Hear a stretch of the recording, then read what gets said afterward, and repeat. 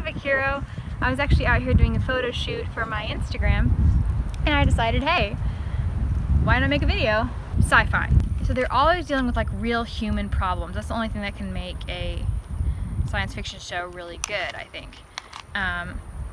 I mean, that's the one reason I think I don't like Star Wars as much, is like I don't connect with it as much in a real world sense. I don't see it applicable that much to my life. I see most of it as like fighting and stuff. Now, the original Star Wars, I will say, I do love, especially Han. Han is somebody who doesn't see why he should sacrifice himself for other people. You're asked that question, like, why should he do something good when he doesn't get anything out of it? But you want the story to prove to him that you should do things to help other people, because you want to prove it, you want to learn that lesson too. It matters deeply to you that it's important that you help other people. It's not just like, oh, if he's selfish and doesn't buy them chicken nuggets and they don't have chicken nuggets and he's being a jerk because he's eating all of them. It's like literally the universe will end. So this is kind of a hyped up version of a real world problem. So the whole point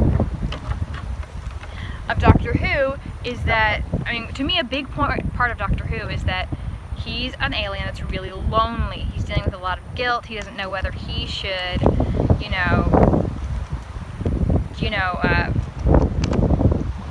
just keep trying to even help people, or if he should basically just wallow in his grief, He gets points where he's just like, I'm so bad, and there's all these voices telling him, like, you've literally blown up worlds, you've destroyed whole races, you have no point saving the galaxy.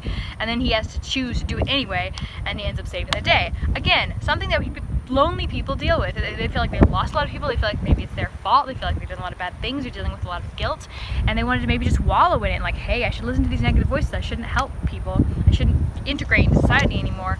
But Doctor Who, again, it's a blown up version, because he didn't, sort of make somebody mad and lose a friend, and there he doesn't want to integrate into his church youth group anymore. He literally blew up his entire race and like committed genocide, I think, and now he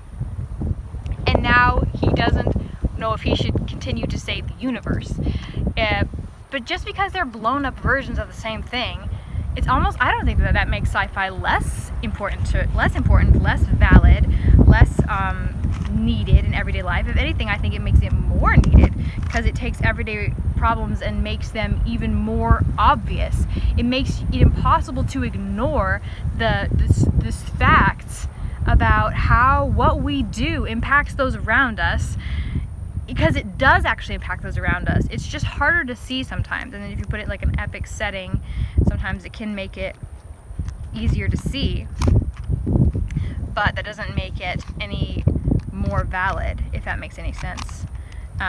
And a lot of them, such as Avengers and Star Trek, deal with teamwork. If they don't learn to put aside their differences and learn to work together, they can't stop the evil villain or whatever. If they both put aside their differences in worldview, like Captain America and Iron Man, and figure out how to work together as a team, they cannot stop the actual villain, who is Loki, which again is a metaphor for just people with different worldviews. They bicker over the little things, and so much so that they can't team up together and fight the actual evil out there, the actual problems that they agree are problems. And that's what, to me, what the whole Captain America, Iron Man storyline, going all the way up to Civil War, is about. And at the end of the day, they still disagree, but Captain America has Iron Man's back, and that was, I think, him taking the high ground. And hopefully Iron Man will realize that that is the right thing to do, that you stick with those people around you. So I hope that whole talk made any sense to anybody.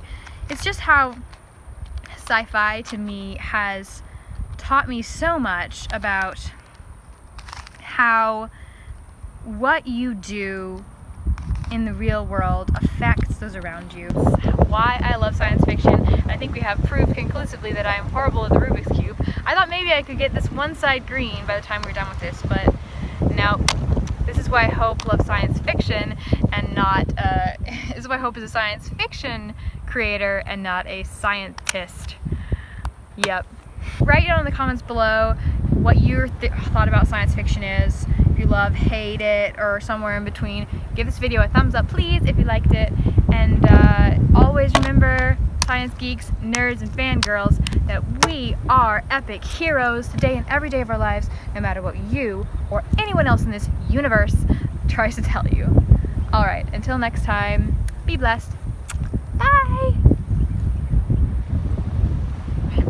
Bye! I always try to drop out.